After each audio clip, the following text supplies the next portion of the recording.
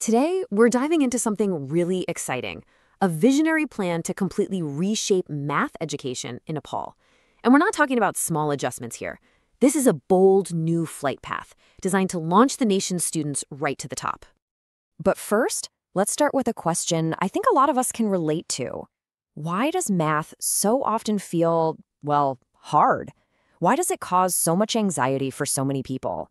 It's a feeling we've all probably had, and it's the exact problem this new strategy is designed to tackle head-on. And the answer to that struggle is this incredibly powerful vision. Just think about that for a second. Going from a place of widespread math anxiety to becoming the leader in South Asia. This one sentence sets a massive ambition right from the get-go. And the core idea is that this isn't just a dream, it's an achievable goal. So how in the world does Nepal get there?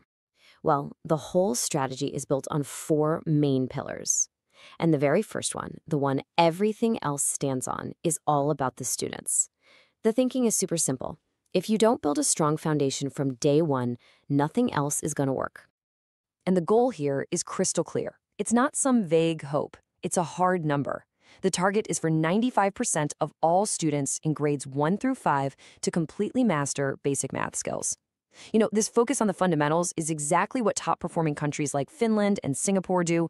They know that even a tiny crack in understanding early on can turn into a giant canyon later. Okay, so how do you actually hit that 95% target? It comes down to a three-part attack. First up, a 15-day bridge course at the start of every single school year to make sure everyone's on the same page. Second, a daily 15-minute mental math drill to build that speed and, just as importantly, confidence. And third, and this one is a real game changer, is something called mastery learning. A student has to score at least 80% on a topic before they're allowed to move on. It's all about making sure nobody, and I mean nobody, gets left behind. Of course, a great plan for students is only as good as the teachers who bring it to life, right? And that brings us to the second pillar, empowering the experts in the classroom. This is about a complete overhaul of teacher support and training. The plan calls for a huge shift in how teachers are trained. We're moving away from those traditional once-in-a-while sessions to 300 hours of professional development over 5 years. It also brings in the Japanese lesson study model. That's where teachers actually work together to design lessons, then they observe each other teaching them, and then they refine them as a team. It's a move toward constant collaborative improvement. You're building expertise right there inside the schools. Empowering teachers also means giving them the right tools for the job. We're talking about training on amazing platforms like Khan Academy and GeoGebra. And they'll also master the concrete, pictorial, abstract method. This is a big one in Singapore. The idea is that students first learn with physical objects they can touch. Then they move to pictures, and only then do they get to the abstract symbols and numbers. It's all about making math feel real and tangible. All right, so we've got strong students and empowered teachers. The next logical step is to fix the whole system they have to work in. Pillar number 3 tackles the big picture stuff, the curriculum, the exams, and the resources. It's about creating an environment where success is not just possible, but expected. Now, check this out. This is one of the most radical ideas in the whole plan, cutting the curriculum by 40%. The idea, which is borrowed from places like Singapore, isn't about teaching less, it's about teaching deeper. Instead of a mad dash to cover dozens of topics on the surface, the goal is for students to truly master the core concepts. It's a fundamental switch from breadth to depth, from quantity to quality. And the exams, they need to change too to reflect this new focus. Look at this proposed grade 8 exam. A full 40% of it is dedicated just to basic fluency. This completely flips the old model, which often focused on super difficult questions. This new way is designed to build confidence and to actually assess what students really know, not just try to catch them on what they don't. The plan also introduces something called a continuous assessment system, or CAS.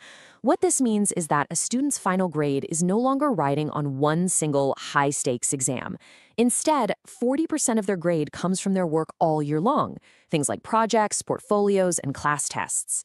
This gives a much more complete and, frankly, a much fairer picture of what a student can do, and it gives teachers a much bigger role in that evaluation.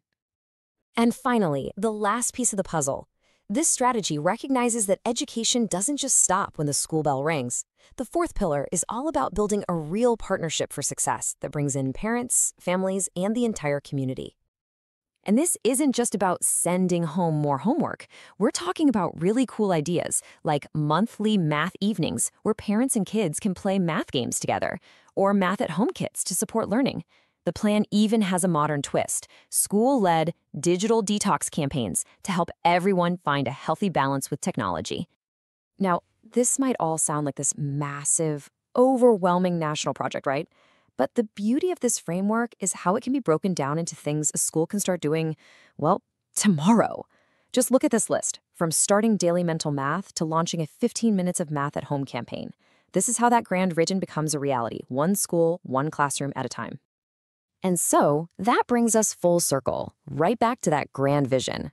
Becoming #1 in South Asia in just 5 years? Yeah, it's ambitious. But as we've just seen, the plan is built on a solid foundation. Strengthening students, empowering teachers, rebuilding the system, and getting the whole community involved. But in the end, this is about so much more than test scores. It's about shaping an entire nation of confident, creative problem solvers. Which really just leaves one final question. What could a future built by them actually look like?